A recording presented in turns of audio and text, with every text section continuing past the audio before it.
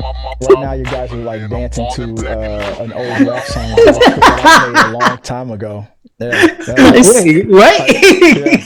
Oh yeah. Oh, I didn't tell you about my rapping days. Oh, sorry. Hey guys, welcome back to another episode of Talking Through the Media. Is your home for entertainment news and reviews by fans for fans. I'm your host, Chris Fagan. Tonight we're going to talk a lot about a little about a lot of entertainment news Right now. Right.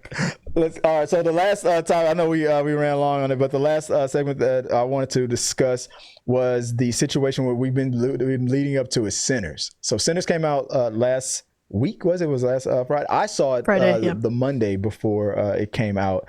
I get that kind of luxury. When you're. I need to be on your level. Yeah, what's going on? Yeah, like step your game up. After the show, I get it. Dang. Okay. I'll tell you exactly my what fault. We'll have to do. Now I'll tell you. I'll let you know. I got you. We'll hook you up.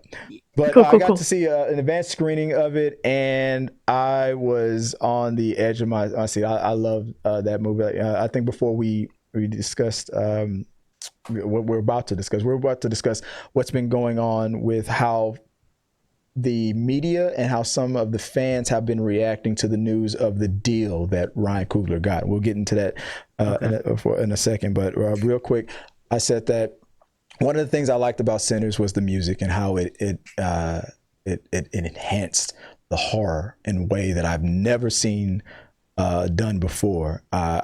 Even music that even genres that aren't my thing. I literally was listening to the soundtrack the day before yesterday, driving around, and it takes a particular type of movie to get me to go. I'll buy that. Bone Thugs and Harmony wasn't in the soundtrack, so I usually don't buy it, but. But this time I did. On it. Right. What about you? You said I saw it. You said Jesoma, you haven't seen it, but no. Now I get this backstory and stuff like that. It feels like this movie's gonna actually give me something to talk about for a long time. Yes, I can't wait. And I'm excited for this year when it comes to movies, man. I really genuinely am. I want the movies to be good. I mean, I haven't been disappointed, like super disappointed when it's come to movies this year. So, I mean, I'm actually excited when it comes to media. So I hope Sinners is just another one that's, that really does do it for me. I haven't seen it yet. J-Rock, you did see it. Yeah. And I did see it. Think about it. I mean, for me, it's movie of the year. Movie of the year. Yeah.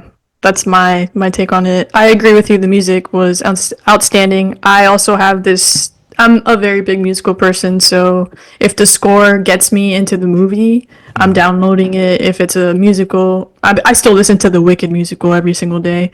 But no, the music in this, Ludwig killed it, but he's always killed it with Ryan Coogler. I mean, the Black Panther soundtrack is top tier. The Creed soundtrack is top tier. Right. But it just made you feel so many emotions, and how there isn't really, without spoiling it, there isn't really, all the characters mean something.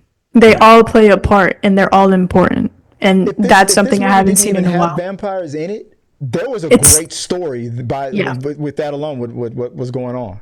And I instantly, as quick as we've learned about each one of those characters, I instantly cared about them. The second we got like 2 or 3 minutes into a certain conversation, I instantly cared about that person. It was very good. I also watched it on Easter Sunday, so like even the spiritual, religious undertones and connections that it had me on the edge of my seat. So yeah. I think I'm gonna really like this movie because based on what you guys are saying, I simply am a huge fan of, giving characters their, going ahead and fleshing out characters. I don't like when movies have random characters, unnecessary scenes, or things that just don't connect. And when I could connect with that character and they're fleshed out, I want to feel that connection like throughout the movie. I don't want it to be towards the end. Without spoiling anything for you, you know how when Avengers and Endgame, all that came out, and people were like saying things like Thanos was right and stuff like that. Technically, like, Thanos did nothing wrong. Those movies that are good because that the antagonist, when the antagonist knows in their head that they're doing the right thing. That's the most Killmonger. and dangerous. Yeah, they're exactly. So it's like there's even some times where even in this movie, you agree with them. Yeah. Oh, yes. Like, I get it. So Coogler's able to do that with these villains. It's like that was a very interesting how. I'm like, this vampirism, huh? You're making some good points. Yeah, literally. I love that. I love like when they don't make a, hey, he's gonna blow up the world. He's a bad guy. Yeah. Stop him, Superman. I hate that. Like, that's one of my biggest gripes with any type of movie, just making the villain just so unbelievably bad. One-dimensional, right? Yeah, yes. That it does, and it doesn't even make sense. Like, right. Like when people talk about like Lex Luthor type of evil, it's like, yeah, because Lex Luthor literally doesn't make any sense about how evil he is. Like, dude, come on now. I like a character. You know, Lex Luthor's original one of his original motivations for why he hates Superman was because he's the cause of his baldness. It's in the comic book. He's in the lab doing some stuff. Superman swooped down to save something, caused an accident. The chemicals went over Lex's head. Bald. I hate that guy. I'm gonna destroy him. Jesus. Hey man, all it takes is for you to get bald, and that's it. It's over. I'm gonna be honest. Like, if it was something that's out of my control, and then I lose all my hair, I don't mind. But if you're selling me some dude from outer space who could he's literally not even American. He's not even American. He doesn't even go here. Yo, and you know for a fact that he just didn't care, because Superman is notorious for being extremely careful because he could break everything. Yeah. So he literally just didn't care. He was like, yeah, fuck this guy's hair. But did you die? Exactly. If I was him, I'd be like, yeah, I'm gonna find a way to kill this dude. Like, he didn't care. But yeah, wait, Chris, I have a question for you. Uh-huh. Did you watch it IMAX or regular? It was on IMAX. The screening that we got was on IMAX. The next time I watch it, I'm gonna watch it in Dolby. I want to get that sound. Okay, so I watched it in Dolby, and I'm planning on watching it in IMAX this weekend. Yeah. Dolby, wow. All I'll say is that one scene, for as far as music wise, that there was that one scene where everything was happening at the same time is all I'll say. Yeah. I can't wait to hear that in Dolby. Oh, okay. Just almost like, what the fuck? Stop! What are they talking about? Honestly, what is and you guys took it to another level. It sounds like Charlie Brown's parents right now. You know what? Now that I think about it, it did remind me of when like all the Charlie Brown gang, when they get together and everybody's dancing. That was a scene that was kind of like that. Yo, all right, you guys stop, because you guys are gonna. Now we're talking you into it now, right? Yeah, I'm not even talked in. You gotta go any further. Stop. Did you already buy your ticket? Oh no, I didn't, bro. All right. Yeah, I just be doing stuff bad. You're right. So we're gonna discuss real quick the reactions to the deal that Ryan Coogler got with Warner Brothers for this movie. Ryan Coogler made with Warner Brothers for the Sinners movie. Is he being overly criticized as a black director for getting a deal that other white directors were praised for, like, for example, Steven Spielberg, Christopher Nolan, James Cameron, and Quentin Tarantino? This is what I was noticing. We're not recording live, so I can edit it in. There was a video that I saw on TikTok where a person really covered this whole topic very well. I don't know if I have his name. Did I mention him? No, I don't think I put it in here. Did I? Yeah, I did. Okay, I did later. Okay, well, before we get to that video, so in context, it says Ryan Coogler secured a deal with Warner Brothers for the film centers that included, number one, first dollar gross. Coogler received a portion of the gross ticket sales, starting with the opening weekend. Rather than waiting for the studio to recoup the money first, he's getting his money right from the jump. This week, the first week, it made over $90 million worldwide. So, for example, if his deal was just like for 1%, which I know it's more than that, he would have made $900 million right off the top. If it's 10%, that's $9 million. The last thing I looked up, oh no, I'm getting ahead of myself. Okay, but I'll stop right there. What do you think about the concept of him being able to negotiate getting what's called first dollar gross? Who wants to go first on that one? I could take that one. I think that it's important. It's just important for creators in general to go ahead and know their worth and get ahead of it. What he's doing is not unprecedented, so I don't understand the hate behind it. It's not like people haven't done it before. Like you said, that's what I'm saying. Just call it what it is. No, it is racism, 100%. I mean, the only thing that I would think about is like, all right, did people really expect it to be this big of a movie? Is that why people were thinking about it? But then I'm like, no, it doesn't matter because everything Ryan Coogler touches is gold. So why are we expecting this to be different? And it has to be a race component to it, of course. I think my issue with it more than anything is that Ryan Coogler has already established himself as a black man who is successful and if not one of the best at what he does. Yeah.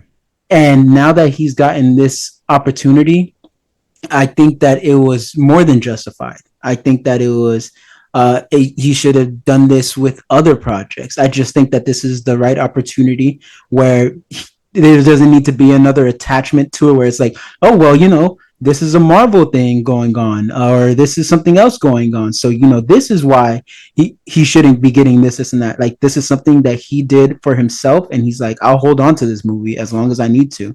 I mean, but I'm going to get mine. And I think it was the right move.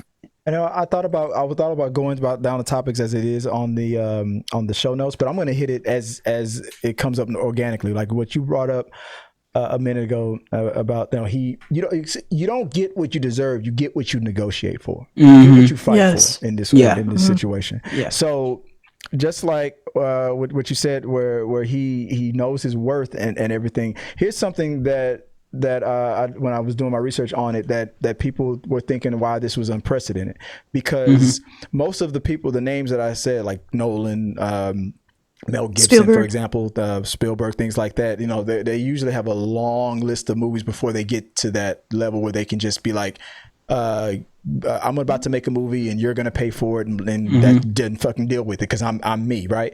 But this is his fifth movie. So, but that only, but you gotta put it in context, especially in today's Hollywood. It's like, it's like you did. Oh, okay, I get it, Spielberg. You made billions and billions of dollars, but that's only, your movies really only started making that much money because Hollywood as a whole. I mean, he's one of the reasons why movies are making that. One of the reasons why movies are making that much money today, but.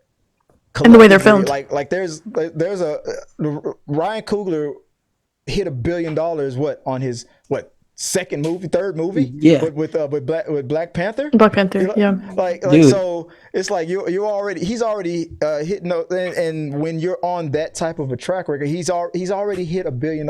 Nolan didn't hit $1 billion until he finally what was it, The Dark Knight? Batman, it was Mel Gibson. I don't even think The Passion of the Christ made $1 billion. It was just that it was just cultural. It was a cultural thing and whatnot, and him getting the rights to it at the time was a big. He just, like you said, he put in his work. He knew what his value was, and he was able to negotiate it. But no one said those things that they said about they're saying about Ryan Coogler. Before I get into further, I'll let J Rock. What do you think about this situation so far with this coverage? I mean, it's literally just racism to me. Yeah. From what I read, I mean, your thoughts on like the first dollar gross thing first, and then the coverage. I mean, I think he's smart. Like what he did was super smart, and then even later on with like getting the rights to it in 25 years, and then being able to sell it to any stream service that he wants.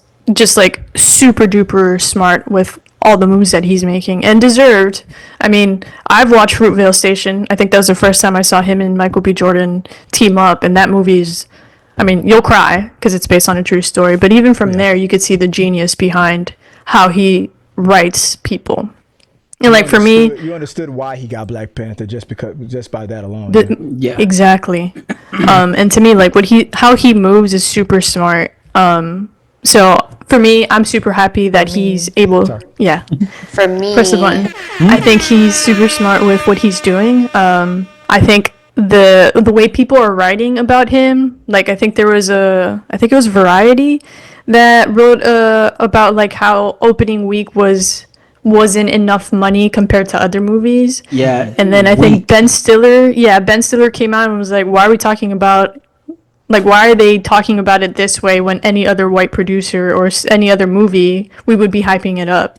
Yeah. Exactly. And it's clear racism. We did hype it up when another producer did it. When Spielberg gets it, when Mel Gibson gets it, when Nolan does it, when Quentin Tarantino gets that kind of a deal. Oh man, that's cool. Can you believe? Hell, let's go back further. Jack Nicholson didn't want to. He didn't want to play the Joker in the Batman for that Batman movie. They had to offer him like a percentage of the box office. Damn. Instead of paying him his regular salary, he's like, I'll take a percentage, and then he said yes, and then that was one of the first blockbusters, the way to that we call a blockbuster to today's standards. Yep. That happened in 1989, and that's why Jack Nicholson can afford those Lakers courtside tickets. He just be sitting there because he's still living off that Joker money.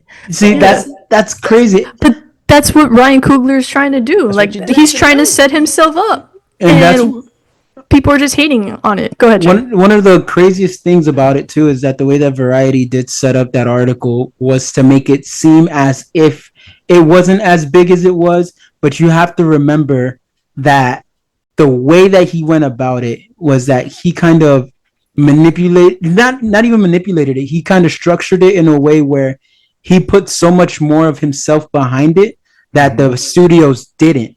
And that amount of money that it made is in fact ridiculous, but they don't want to say it like that. They say it in a way where it's like it only made. It's kind of like when a black person is very eloquent, like with their speech or something like that. Yeah, and they're like, "Wow, they're so well spoken for you're like one of the nice ones." That's how you're so kind and polite and intelligent. Yeah, and you're not trying to rob me right now. What is your watermelon? Until I do. Now I want to rob you. Exactly. It's like why is it that it's destroying, like another outlet's headline was like, this is destroying the destruction of Hollywood. Why is it such a destruction? That's so crazy. This is one director. I mean, Tyler Perry's is getting like he's already gotten deals like this. Oprah Winfrey's got her own studio and stuff too. But it's like Jordan Peele. Jordan Peele is already and earlier this week I compared the two. I said, you know what? Let me do a little side bar real quick. Let me actually I posted this on social media. I said, are we looking at Sinners with recency bias? I guess this question would only be for J-Rock, since Jesoma was like, you ain't cool like us. You didn't see the movie, so I can't ask you this question. Okay. Is it recency bias? Because remember because now that this movie is a hit and people love it, they're like, Ryan Coogler should direct every horror movie we ever get from now on. Like, you said the exact same thing about Jordan Peele when Get Out came out. Get Out came out, and Sinners came out the same year or the same month, the same week or whatever. Who would you be giving it to? Would you be like, Jordan Peele needs to direct everything, or Ryan Coogler needs to direct everything? I mean, I'm like, is it just recency bias? And people in my comment section, they were like, no, it's better than Get Out. It's just, I'm like, and there was 100% of the comments are saying that it's that Sinners is better. I'm not saying that Sinners is not better than Get Out. That to me proves that it's recency bias, because I remember when Get Out came out. Get Out was a cultural movement. Yeah, everything, gargoyles, everything. Yeah, this is not getting the same. And as somebody who could speak from a place that didn't see the movie, this is not getting the same like vibe as Get Out got. It's not the same intensity. Like when Get Out came out, everybody was like, "Yo, I'll fight you if you didn't see the movie." Like it's gonna be a fist fight in the street because it was that like. No, it's the same. It's the same thing. I'm gonna push back on that because I'm saying as somebody that didn't see the movie, part of you might be thinking that because isn't it true that you might not want to get any spoilers, right? So maybe you're not trying to receive any reviews or any comments about Sinners because you haven't watched it yet. But after you watch it, you'll then be tapped into. I'm gonna agree with J Rock. It's the exact same. Okay. Because maybe that's what it is. Because I saw it. Mm-hmm. Maybe that's what it is. Maybe I need to have a see guard it up because you don't want to get spoiled. That is what it is. That is what it is. I just haven't seen a cultural shift like Get Out, but then that's also me saying that from a point of. But at the same time, it's two different. It's hitting on two different levels. I mean, Get Out. It was funny how the liberal left was the fake allies that on that. Yes. And then on this one we're talking about and music. So it's you're right about that. Okay. So, I thought you were gonna spoil. No, I would go ahead. No. He's talked enough. No. You're right. No, go ahead. Get out your last out before I was just gonna say that. I mean, I'm waiting. I want to see it. See what happens. And see. I want to make that comparison myself. I think that it could be recency bias, man. Like it does happen. It happens with every blockbuster movie that comes out. It might be the best thing since sliced bread because of this and that. Did you guys notice this part and that part? Like, and then the next year we're not talking about it in the same way. So I want to see it for myself, and then Sinners the Caitlin Clark of Hollywood. No, I'm playing.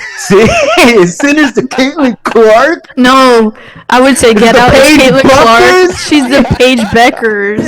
Sinners is the Paige Beckers. Is Sinners the Paige Buckets? I don't know. I would say that apart from recency bias, I would also say is the lack of people knowing Ryan Coogler's work. Exactly. Because now they're all obsessed about Sinners, and it's like, okay, but where were you for Black Panther? Where were you for Creed? Where were you for Fruitvale Station? Like, you could see the way that he creates characters, the way he writes characters, his filming, the music. And now all of a sudden it's like, oh, this is brand new. We've never seen this before. Jordan Peele has been making back-to-back bangers of just horror movies. That's his theme. Yeah. Ryan Coogler is a little bit more diverse in how he could make different types of movies. He's just tapped into horror right now. Okay. It might become like the equivalent to the Steven Spielberg for black directors. I mean, because Steven Spielberg can take on any genre and he makes a hit. So far, Ryan Coogler has too. Is on the same wave. Every genre has been a hit. Mm-hmm. You know what? We can't keep comparing these two black kings to each other. There's space for all of us. Yeah. We could all sit at the top and eat. We don't got to compare it, because the thing is that I think that's what also people are doing. They're saying, "Oh man, you know what? But who's better between these two?" It's like maybe they both are just insanely great. And I have something for you. Go ahead. What you got? So Jordan Peele drops him in what, September? I believe that is when it comes out. Let's see how people try to compare him and Sinners when that drops. Is him a vampire movie? It's a horror movie. It's a horror movie. Oh, yeah, of course it's gonna be. Yeah. I mean, it's about an athlete who is a starting quarterback. Yeah. So and if it's a hit, I mean, you said that Jordan had banger after banger. Now, ever since Get Out, everything that he does is always compared to Get Out, and it's always for some people it's gotten lesser and lesser. And that's crazy to me. I could see that. They're all great movies, because Us is intense. I think that the issue is that we don't understand how. Like, it's like when we have something that's really, really good, and we don't understand what to compare it to, except for the last thing, what that was its best. I think he's just released banger after banger after banger, and they've all been like equally yoked, just in a different way. Yes. Like if you different watch types of horror. Yeah, like when I watched Nope, I was like, this isn't like Get Out, but this is Get Out level. Like, you get what I'm saying? Like, I didn't have to say, oh, it was better or it was worse. You get what I'm saying? The the thing about that I think that stands out a little bit different, even if Sinners doesn't gross as much like all the like $1 billion, all the money in the world, right? I think that this deal that that Coogler secured, it leads to, before I knew that this deal was even in place, when I watched Sinners, no, not to, so I'm not going to spoil anything. I was like, by the end of it, I was like, I can see, not necessarily like Sinners 2, but I could see a sequel that was in the same vein and or a prequel with some of the same characters. I could see something else from this. I could see a franchise. And then later on, the very next day, then I learned about this deal that he secured, and from what I can tell, that's exactly what Coogler is going for. I feel like John Wick, how it's like all these sequels and then there's a TV show here, there's a spinoff. I think he's about to create a whole world, like whether or not maybe we'll get a series on a character that we met in the movie, and it's not even about That'd be vampires. So sick. And it's Yeah. What was his name? What was that character's name? Cornbread or Junebug? What was it? Cornbread. Was it Cornbread?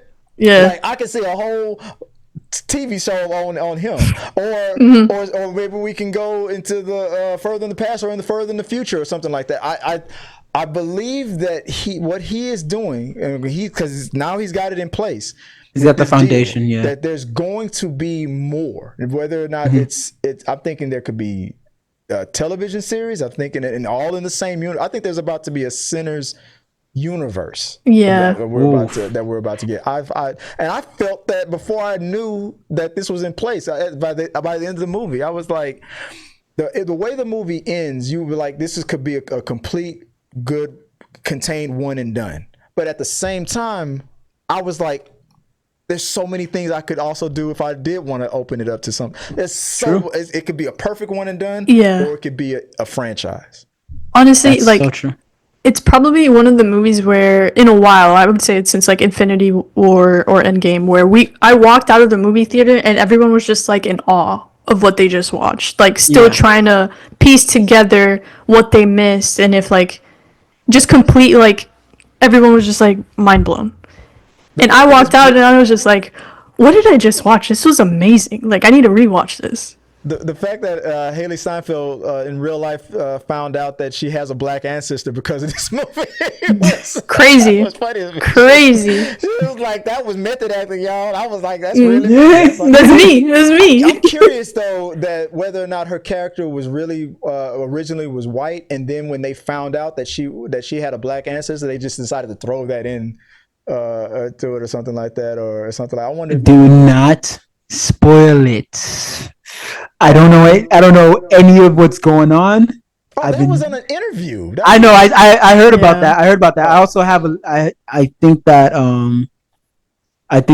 the Haley Steinfeld like part black thing and how people react to things is just weird. Like with the whole, oh, she's one of us. Oh, I hate that whole type of rhetoric. Do you guys think that they should have went and casted somebody who is part black? There was like obviously part black, or do you think that they should have?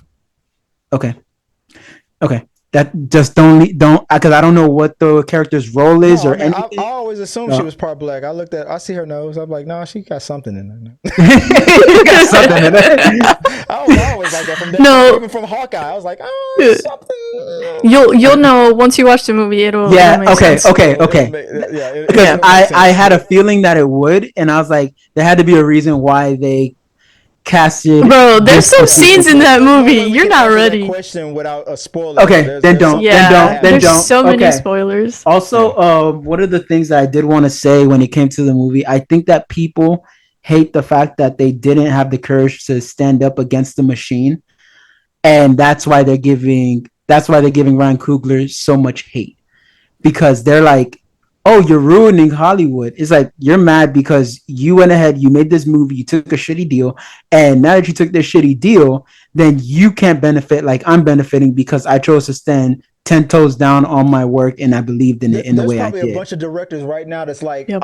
I've been in this fucking game and making money for these Yep. studios for 30 years, and this dude can just come in and on his fourth movie and get that type of a deal. I haven't gotten that Exactly. deal yet. It's like, yeah, you haven't gotten that deal yet, and I understand, but Ryan Coogler, maybe in comparison to whoever this unnamed director that I'm thinking about, maybe Ryan Coogler made a total gross of all your movies combined with Exactly. Black Panther alone. Like Exactly. that's why. It's like, And he believed in himself. Hollywood And does also, not care. Like, believe it or not, Hollywood does not care that you're white, black, Hispanic, male or female. They only care if it'll make money. If you could guarantee Money talks. that Disney would make $3 or $4 billion on the most racist, offensive movie ever made, They'd make would it. greenlight it.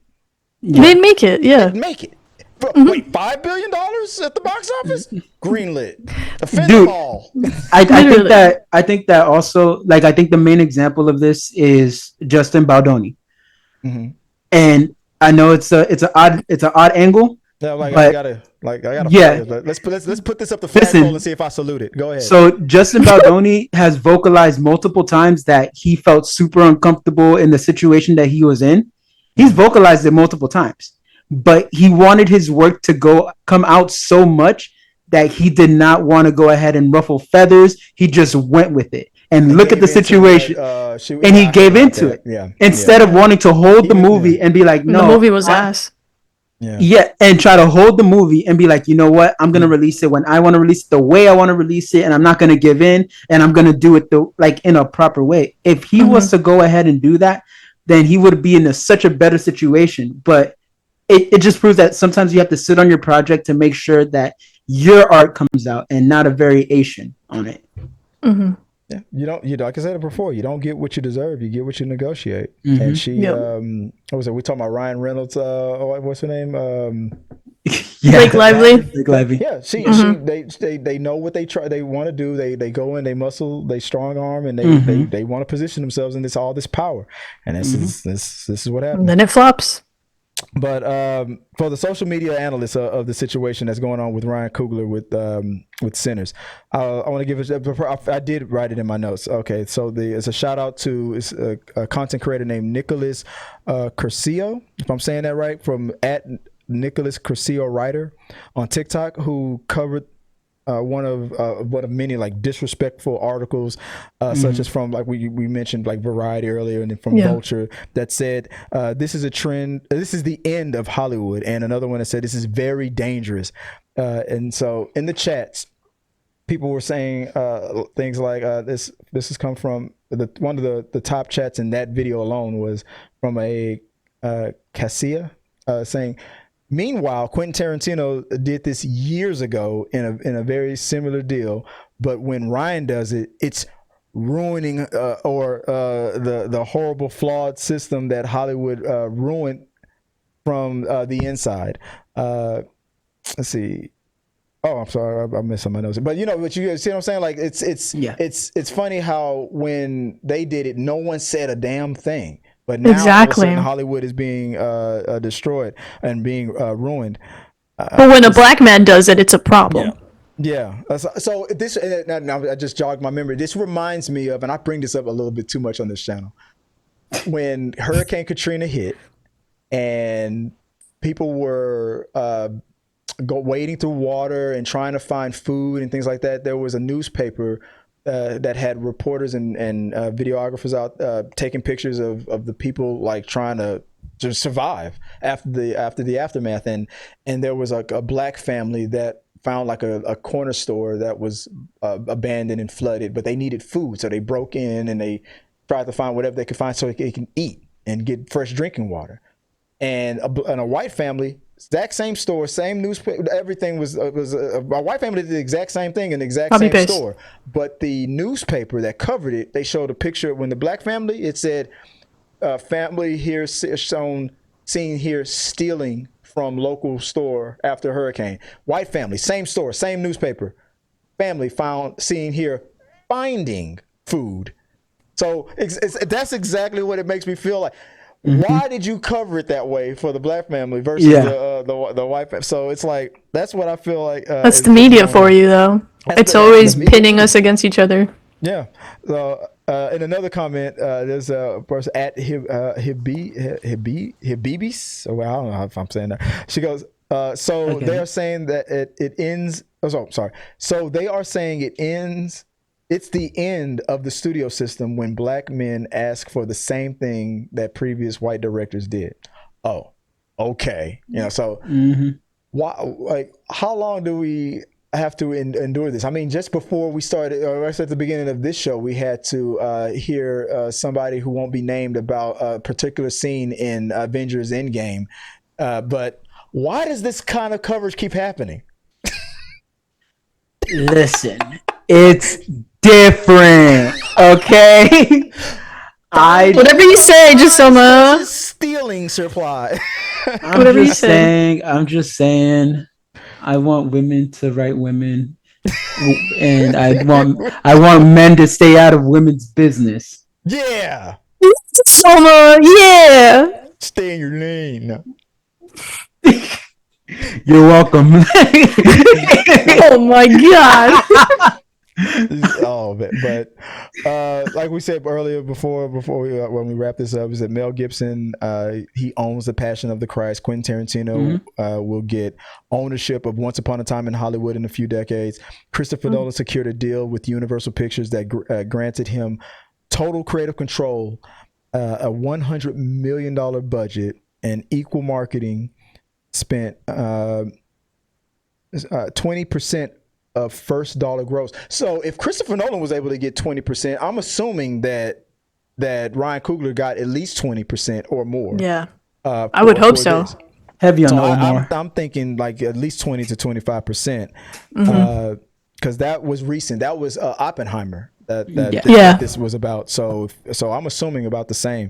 A $100. I'm sorry, $100. A 100-day exclusive theater window. So I don't know if that was in it, but I remember Christopher Nolan negotiating things like, I want a cut of the gross, and you better keep it in theaters for at least 100 days. None of this 45-day shit and going to streaming. So he made sure that money was going to get pushed in theaters as long as he can. So Coogler was able to get this deal by his 5th film, and it is an outlier, but at the same time, not all those directors had billion-dollar movies that hit in the box office with Black Panther and Wakanda Forever and whatnot. So Creed. And Creed. I mean, that was a franchise that Sylvester Stallone was not going to go back to. He had one sit down with Sylvester Stallone and said, "I have a great idea." And Sylvester Stallone said he was not in the mood to be hearing any Rocky ideas. But the second he heard what Ryan had to say, I mean, and Sylvester Stallone got an Oscar nomination from it. Jesus. Mr. Oscar. Y'all. To Oscar. Come on. So, did any of the other people get like articles dropped about them doing these movie deals, or is it just Ryan Coogler? Yeah, no, I'm sure. Yeah, they did. I remember hearing it in real when it happened. It was just, oh, really? That's cool, and then gone. It was nothing burgers. Nothing. Got it. But no, he deserves it. Heath Ledger was awesome. When Heath Ledger was first cast, y'all thought that it was the Brokeback Mountain guy. Y'all all said that shit. But in hindsight, he's like, give him all the money he wants. It's Christopher Nolan. Yeah, God. Makes sense. So, I mean, I'm sorry, I get kind of pissed off. I love the crash shots. Great rant. That was perfect. Shots. Yeah, that was perfect. But that's any final. I know it's getting late over there, guys. Any final thoughts on what Ryan Coogler is going through? I mean, he'll muscle through this, right? God bless that brother. I hope he gets even more than what he asked for. I hope that he makes more of the universe. When it comes to Sinners, I hope that when I see the movie, I hope I cry. I hope I laugh. I hope I dance. I hope everything happens for him. Like, he deserves that because he's been feeding us and we've been eating, bro. Yeah. No, I will Good, Rob. 100% be buying the movie Yeah. when it comes out. I'm gonna go watch it again and again, and I'm excited for the rest of the world to watch the movie. It's a really good movie of the year. I'll say to all the viewers that are watching this exactly what I said to my wife. After I get Joy to watch this film, I'm gonna demand that she do that thing that was that Haley did. That you know, I'm not. Oh my god! she, Oh, you know what? Me too. Me too. no, I'm like, you like no spoilers. I was like, no, I'm not gonna spoil it. But if you know, you know, bro. You're gonna demand it. If you know, you know. Okay. Okay. Okay.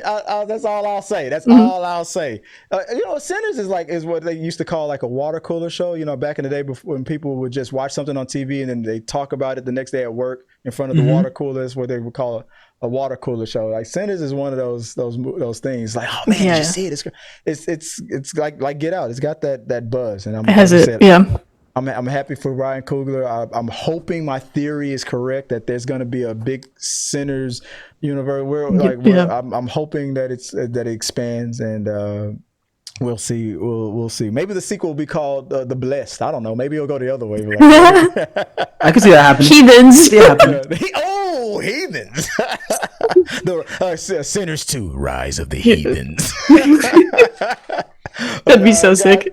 I appreciate you guys. I'm sorry. I knew I could already tell. I was like, when I was preparing for the show, I was like we're gonna go over. I know. It's all good. It always happens. It's an ongoing theme, a joke on my channel. Whenever I guarantee a tight 30 minutes. That's Nah. that, Maybe one segment. Maybe one segment. But so I'm sorry if I kept you up too late. But guys, I appreciate you guys for helping us out. I'm sorry that the live stream that I messed that up and we couldn't. But I'll make sure to edit this and I'll get it out as fast as I can, and I'll get it on the stream, and I'll make sure to give you guys a shout out as often as I can. I demand. I'm calling it right now. I demand that we collab again. If you want me to come to your channel, hell yes, I will. Yes, hell yes. That'd be so awesome. Who do I have to kill to get on your channel? Yo, that'd be nobody. Freaking fire. Yo, that'd be dope. So many people. I'll just kill them all. But definitely I will. And so guys, if I'll put the floor back to you guys. If people want to find you online, J-Rock, let's start with you. If people want to find you on, since you're the cool one that actually likes movies that are awesome, your taste in TV shows questionable, but that's what I said. There you go. But where can people find you online?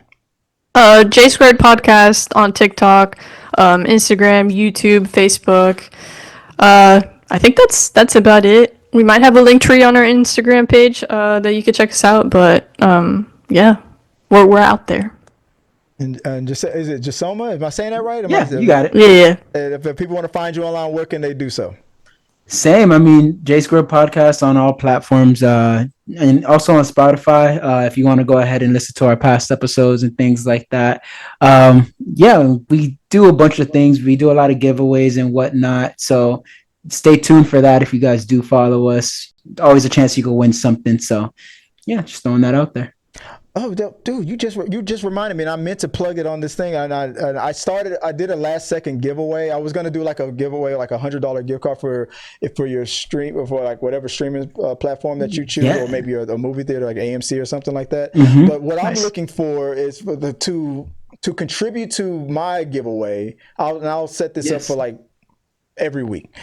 If you give me your for me, let me push the button. For me comments. I don't care if it's on this topic, any other topic we talk about, or anything you just want to get off. You're just like, for me, I think that people who talked during the movie need to, get slapped in the back of the head. It's like something. Oh, like a hot take. Like whatever your hot take for me. Give me your. I feel like for me that people who haven't seen Sinners should be rounded up, and it's just whatever you want to say. Yeah, just give me your for me, and and for the best ones, I'm gonna give prizes away. Rounded up by Michael B. Jordan. I mean, I don't know. There's a couple people in that movie you could be rounded up by. I'm telling you. I'm telling you. I'm like, Hey, hey, man, yo. I'm telling you. I mean, by the end of that movie, I swear to God, when the credits started rolling, I was like, yeah, ready. Walking out like, yeah. Yeah. I'm like, right, bite me. But God, thank you guys for joining me. I appreciate it, guys. And until next time, guys, comment, like, subscribe. Go follow the J Squared podcast on all the socials, on all the platforms, on all the pods and the whatever you can click. If you can click it, click it. Right These now. guys are awesome. These guys are funny, and you know what? They know they can dish it out as well as they can take it. So I that's what it's all about. Let's So go. guys, Man. until next time, I'm Chris Fagan. This is Talking Through the Medias, and have a good one, guys. Peace. Peace.